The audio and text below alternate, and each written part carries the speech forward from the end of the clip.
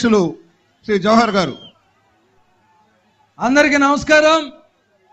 గౌరవనీయులు, ఈ రాష్ట్ర భవిష్యత్తుకు వారధి జాతీయ పార్టీ తెలుగుదేశం అధ్యక్షులు నారా చంద్రబాబు నాయుడు గారి పాదాలకు నమస్కరిస్తూ వేదిక మీద ఉన్నటువంటి పెద్దలందరికీ పేరు పేరున సమయం లేనందువల్ల ధన్యవాదాలు తెలియజేస్తూ ఈరోజు రెండే విషయాలు మీతో మాట్లాడాలని ఆశపడతా ఉన్నా.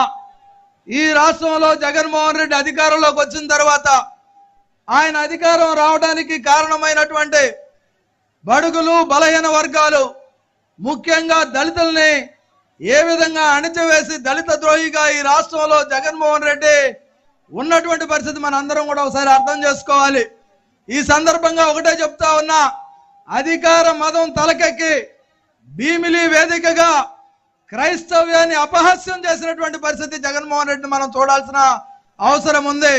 ఒక ర్యాంప్ వేశాడు, ఆ ర్యాంపులో సిలువాకారంలో వేసి చెప్పులతో బూట్లతో ఆ వేదిక మీద నడిపిస్తే ఆ సిలువ మీద ఆయన నడిచినటువంటి విన్యాసం చూస్తూ ఉంటే అది ర్యాంప్ వాక్ ఎవరి మీద చేశాడంటే దళితుల్లో ఉండేటటువంటి క్రైస్తవుల మీద, ఆయన నమ్మిన క్రీస్తు మీద చేసినటువంటి పరిస్థితి మనం చూడాల్సినటువంటి అవసరం ఉంది.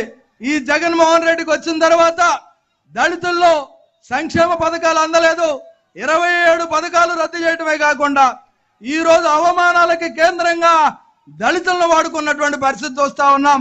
ఈ మధ్య కాలంలో ఆయన గొప్పగా 68 మంది పేర్లు ప్రకటించి ఏదో మార్పులు చేర్పులు చేసి అందరినీ ఉద్ధరిస్తానని చెప్తా ఉన్నాడు.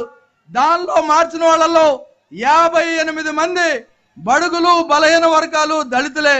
దాదాపు 27 మందికి ఎస్సీ ఎస్టీలు కనీసం సీట్లు కూడా లేకుండా చేసి రాజకీయంగా వాళ్ళ సమాధి కట్టినటువంటి పరిస్థితి ఈ రాష్ట్రంలో జగన్మోహన్ రెడ్డి పాలనలో ఉందనే విషయం మనందరం తెలుసుకోవాలా. ఈ సందర్భంగా మనవి చేస్తా ఉన్నా, తెలుగుదేశం పార్టీలో చంద్రబాబు నాయుడు గారు అధికారంలోకి వచ్చిన తర్వాత లెదర్ ఇండస్ట్రీస్ డెవలప్మెంట్ కార్పొరేషన్, అదేవిధంగా మలుపు పథకం, దాంతో పాటు ముందడుగు పథకం, అనేక పథకాలు తీసుకొచ్చి వాహనాలకు ఓనర్లు చేసి దళితులకు భూమి కొనుగోలు పథకం తీసుకొచ్చి చంద్రబాబు నాయుడు గారు అభివృద్ధి చేస్తే జగన్మోహన్ రెడ్డి దళితులను చంపించి డోర్ డెలివరీ చేసేటటువంటి పరిస్థితి ఈ రాష్ట్రంలో ఉంది. అదేవిధంగా డాక్టర్ సుధాకర్ గాని డాక్టర్ అనితారాణి గారు గాని అనేక మంది దళితులు దాదాపు ఈ రాష్ట్రంలో జగన్మోహన్ రెడ్డి అధికారంలోకి వచ్చిన తర్వాత కేవలం 800 మంది దళితులు మాత్రమే చనిపోయారు. మైనారిటీలకు రక్షణ లేదు, ఆత్మహత్యలకు అంతు లేదు. ఈ రాష్ట్రంలో అన్ని వ్యవస్థల్ని కూనరింపజేసి జగన్మోహన్ రెడ్డి పబ్బం గడుపుకుంటా ఉన్నాడు.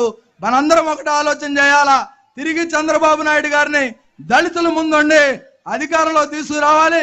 జీవో నెంబర్ 25 కానీ అదేవిధంగా సాధికారత కానీ సామాజిక న్యాయం కానీ చంద్రబాబు నాయుడు గారి వల్ల మాత్రమే సాధ్యమయ్యాయి.